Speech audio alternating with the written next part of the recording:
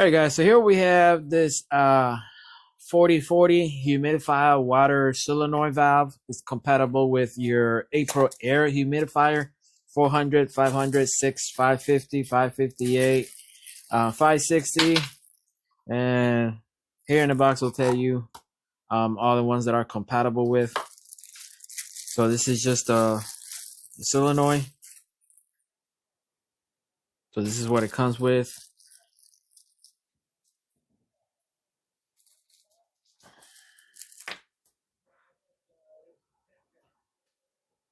So if you're looking to replace it, if yours went bad and you want to replace it, um, this is what this one looks like.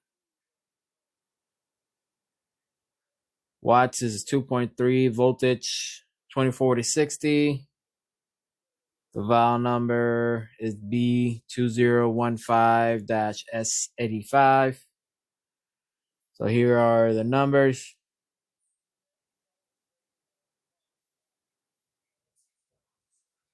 It's kind of blurry, you can't see, but there you go.